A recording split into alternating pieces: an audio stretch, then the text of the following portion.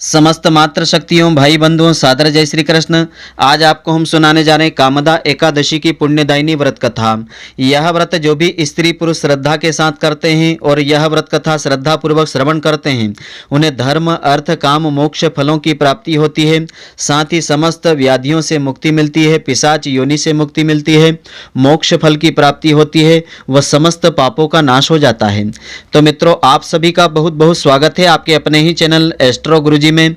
मित्रों, यदि आपने अभी तक हमारे चैनल को सब्सक्राइब यदि नहीं किया हो तो अभी सब्सक्राइब कर लें और बेल आइकन को अवश्य दबाएं, जिससे हमारे अगले आने वाले नए वीडियो की नोटिफिकेशन सबसे पहले आपके पास पहुंचे। आप नित्य नई नई ज्ञानवर्धक जानकारियां व नित्य का राशिफल हमारे चैनल से प्राप्त करते रहें। तो हमारे सनातन हिंदू धर्म में एकादशी व्रत को सभी व्रतों में श्रेष्ठ माना जाता है। हिंदू पंचांग के अनुसार चैत्र मास के शुक्ल पक्ष की एकादशी को कामदा एकादशी का व्रत रखा जाता है। इस वर्ष यह तिथि दिनांक 23 अप्रैल 2021 शुक्रवार को रहेगी। तो एकादशी के दिन भगवान विष्णु जी की पूजा का विधान होता है। धार्मिक मान्यताओं के अनुसार भगवान विष्णु जी की पूजा से भक्त के समस्त पाप जल करके भस्म हो जाते हैं और पिशाच योनि से मुक्ति मिलती है, सभी दुख संकटों से मुक्ति मिल जाती है। तो कामदा एकादशी के दिन इस बार कई शुभ योग बन रहे हैं। 23 अप्रैल को पड़ने वाली कामदा एकादशी वृद्धि व ध्रुव योग में रहेगी। तो वृद्धि योग इस दिन दोपहर 2:40 तक रहेगा। इसके बाद ध्रुव योग आरंभ होगा।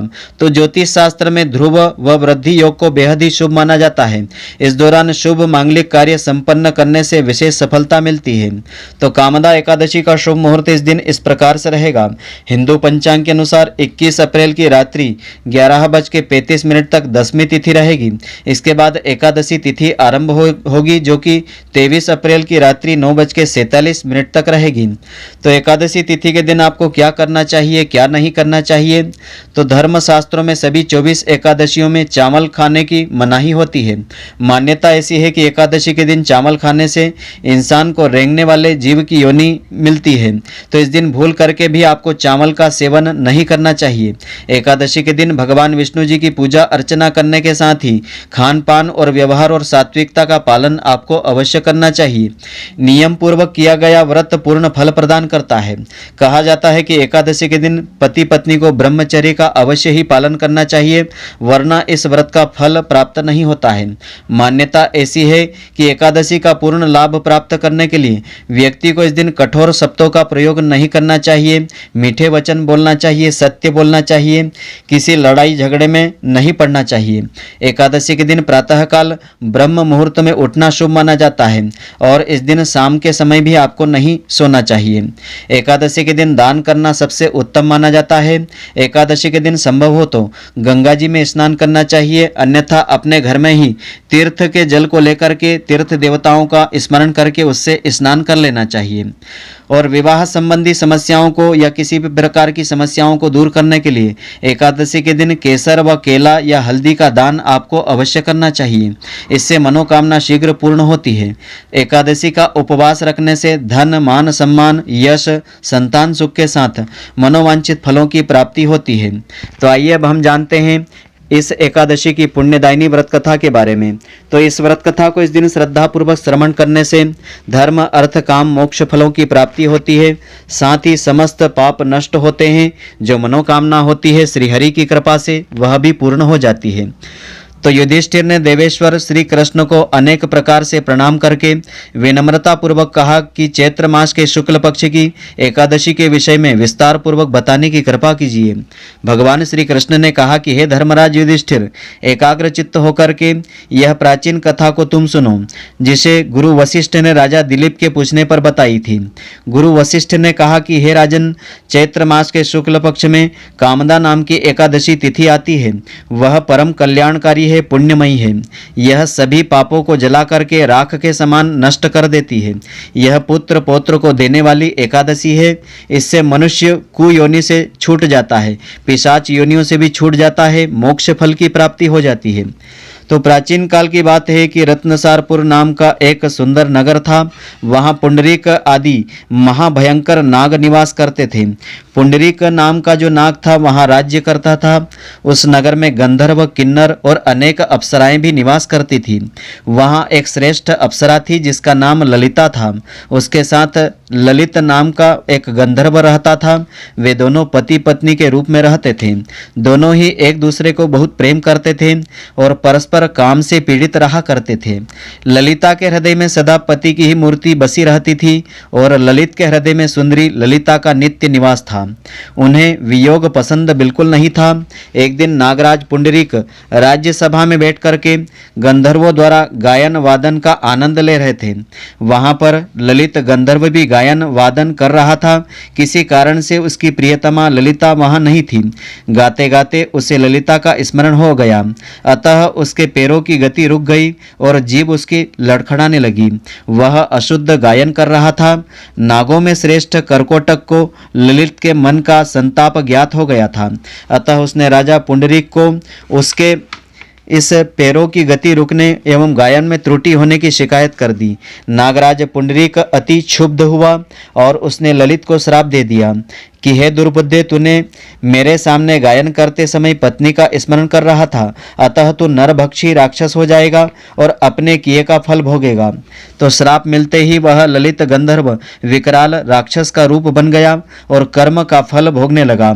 उसकी पत्नी ललिता अपने पति की विकराल आकृति देख करके मन ही मन बहुत ही दुखी हो गई और अपने पति के उद्धार का मार्ग सोचने लगी। तो घने जंगलों में पति के पीछे पीछे घूमने लगी। एक दिन अपने पति का पीछा करती हुई वह विंध्याचल पर्वत पर चली गई। वहां पर वन में उसने एक सुंदर आश्रम दिखाई दिया, जहां पर श्रृंगी मुनि शांत अवस्था में बैठे थे। तो मुनि को प्रणाम करके खड़ी होकर के उनसे प्रार्थना करने लगी कि हे मुनिदेव, मैं बहुत दुखी हो गई हूँ, आप मेरी विपत्ति का निवारण करने की कृपा कीजिए। तब ललिता ने कहा, हे मुनि श्रेष्ठ, मेरा नाम ललिता है। मेरे पिता वीर धनवा नामक एक गंधर्व है। मैं उन्हीं महात्मा की पुत्री हूँ। मेरे स्वामी अपने पाप दोष के कारण राक्षस की योनि में चले गए हैं। हे मुनि श्रेष्ठ, उनके राक्षस योनि से उद्धार का कोई सरल सा उपाय बताने की कृपा कीजिए। श्रृंगी मुनि ने आगे कहा, हे गंधर्व कन्या, इस समय चैत्र मास के शुक्ल पक्ष की कामदा नामक एकादशी तिथि है, जो सभी पापों को हरने वाली है, सभी पापों को जलाने वाली है। तुम इस एकादशी का विधि पूर्वक व्रत करो। इस व्रत को का जो पुण्य है उसे अपने स्वामी को अर्पित कर देना। तो पुण्य देने पर क्षण भर में ही उसके श्राप का दोष पाप दूर हो जाएगा। तो मुनि के ऐसे वचन सुनकर के ललिता को बड़ा ही हर्ष हुआ, बड़ी ही प्रसन्न हो गई। उसने एकादशी के उपवास को नियम पूर्वक विधि पूर्वक किया और द्वादशी के दिन उन ब्रह्मर्षि के समीप ही भगवान वासुदेव के समक्ष अपने पति के उद्धार के लिए यह वचन कहा कि मैंने जो यह कामदा एकादशी का उपवास व्रत किया है उसका फल मेरे पति देव को प्राप्त हो जाए। हे प्रभु, उसके पुण्य प्रभाव से मेरे पति जो है इस राक्षस योनि से दूर हो जाए, राक्षस भाव उनका दूर हो करके वे इस कुयोनि से छूट जाएं। तो एकादशी का फल पाते ही उसका पति राक्षस योनि से मुक्त होकर के अपने असली सुंदर स्वरूप को प्राप्त हो गया। फिर वे दोनों अनेक सुंदर वस्त्रों तथा आभूषणों से सुसज्जित होकर के अलंकृत होकर के पुष्पक विमान द्वारा स्वर्ग लोक को चले गए। तो गुरु वशिष्ठ ने आगे कहा कि हे राजन, इस व्रत को विधि पूर्वक श्रद्धा पूर्वक करने से समस्त पाप नष्ट हो जाते हैं, सभी पाप जल करके भस्म हो जाते हैं और राक्षस जैसी कुयोनि से छूट जाते हैं।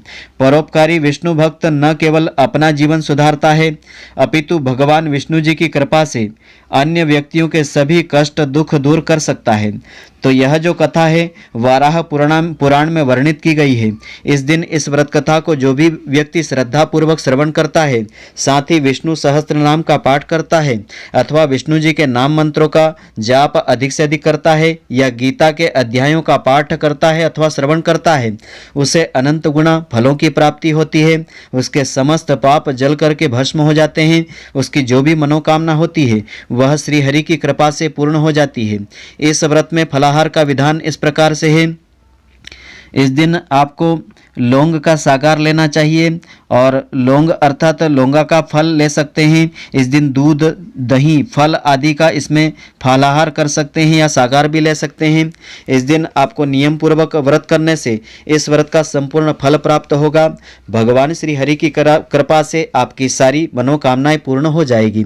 तो मित्रों, आशा करता हूं कि आपको हमारी यह ज्ञानवर्धक जानकारी पसंद आई होगी। यदि आपको पसंद आई हो तो आप हमारे वीडियो को अधिक से अधिक शेयर करें, जिससे अधिक से अधिक भक्तजन इसका लाभ प्राप्त करते रहें और इसका पुण्य फल आपको भी उत्तरोत्तर मिलता रहे। आप हमारे वीडियो को लाइक करना नहीं भूलें। धन्यवाद। जय श्री कृष्ण मित्रों, फिर मिलेंगे।